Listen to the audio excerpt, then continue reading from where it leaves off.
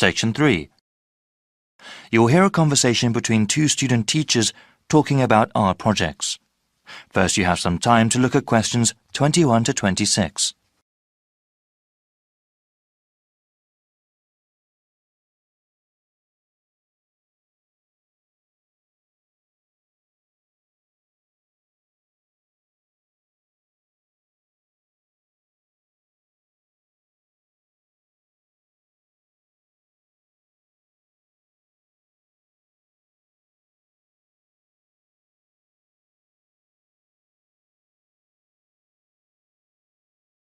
Now listen carefully and answer questions 21 to 26. Hey, Janice. Hey, Jimmy, what's up? Not much. I'm kind of worried about these lessons we have to plan. I've not worked much with children before. Oh, you don't have anything to worry about, Jimmy. All we have to do is choose a few art projects to do with the kids. Then we have to get the materials for them and do the projects by the end of the month. Okay, that doesn't sound too bad then. Maybe we could get some ideas from online websites. Yep, already did that. I printed out descriptions of the best 5 and I wanted to ask you what you thought. Great, yeah. Let's look over them. Here you go. Some are from a teaching website and some are from an arts and crafts website. We can talk about what kind of materials we'll need and what would be best for our students. The first art project here is called Make Your Own Mask. That sounds like fun. For materials, all we need are scissors, markers, stiff paper and pieces of string. We have all those at the school already. What's the procedure again? You give everyone the stiff paper. There are some basic guidelines the kids have to follow, like where to cut out holes for the eyes and then one hole for the nose. The kids then colour in the mask any way they want, or we can ask them to create masks with a theme, like animals or something. That seems easy to do. Okay, now the second project here. Yes? This one is called Shoebox Dioramas. Each student gets a shoebox and puts one long side of the shoebox into the lid. It now looks sort of like a covered theatre stage. The students then have to create a scene inside the shoebox with the materials we give them, including styrofoam and basically anything else we can think of. We can tell them to do a historical scene or just somewhere they have been before. All right, well, what's the next one? For art project number 3, we need egg cartons and pipe cleaners. What's a pipe cleaner? Pipe cleaners are basically flexible lengths of metal wire that are furry. They come in all sorts of different colours. They're very useful in crafts. For this project, you take the individual egg holder cups and stick the pipe cleaners in them to make animals. Okay, that sounds interesting.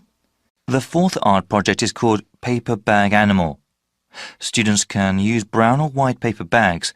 They decorate these bags with markers or pieces of coloured felt. They decorate the bottom of the bag. When the children put their hands in the bag and hold the bag upright, it becomes a sort of puppet. We'd need quite a few paper bags. Yes, we'd need the small lunch bag kind. The grocery paper bags would simply be too large. Okay, I suppose they would have them available at the corner store. Yes, it's not very green to pack lunches in them, but they're still popular to use. So what do you think of the last project? Well, this fifth project sounds fun. It's called Paper Mache Sculptures. We tear some newspapers into strips and dip them into liquid starch. The kids can choose any object to cover with the strips, like a blown-up balloon. After letting them dry, the kids can decorate the paper mache with paint. Sounds a little messy. Shall we go over them and see what's good and bad about each? Sure. Before you hear the rest of the conversation, you have some time to look at questions 27 to 30.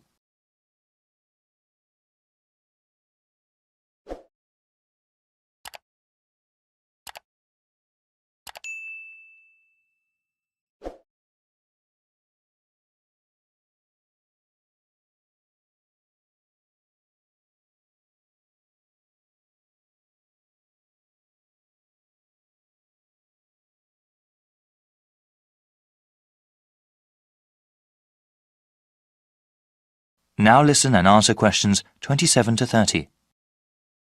So yeah, number 1 sounds really easy to do, and you mentioned that we already have all the materials, right?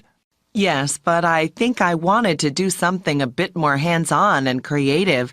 I mean, I suppose they can wear their masks and play around, but the project is just basically drawing on paper. It might be too easy. I suppose so. What do you think about number 2? Well, it certainly is more creative, but do you think that is too hard? I mean, they would have to create whole scenes out of a lot of different kinds of materials. Well, I think that the kids could do it. We would have to give them a little more guidance, but you're right, it might be too difficult for them. How about number 3? I did this one as a child. Yes, I tried to make egg carton creatures as well. It was quite fun, as I recall. Do you think we could get the supplies? I suppose, though unfortunately the craft store in town is closed. It might be hard. I see.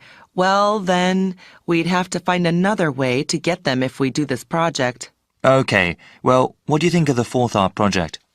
Well, when I first looked at it, I thought it might be good, but you know what? Yes, what is it? Actually, I think our students may have already done this art project in another section. Oh, really? You think they have? Yes, I'm pretty sure now, actually. I don't think it'd be good to repeat it. I suppose so. How about the last project? I really like the concept, but it seems really messy. I mean, we have to dip the newspaper strips by hand into the starch, then wrap it around something, and finally paint the object after it dries. It sounds really fun, but there will definitely be a lot of cleanup. Well, that's too bad then. I guess I can go online and do some more research. You know, I'll help with that too. Thanks, Jimmy. I'm sure we'll find something. That is the end of section 3. You now have half a minute to check your answers.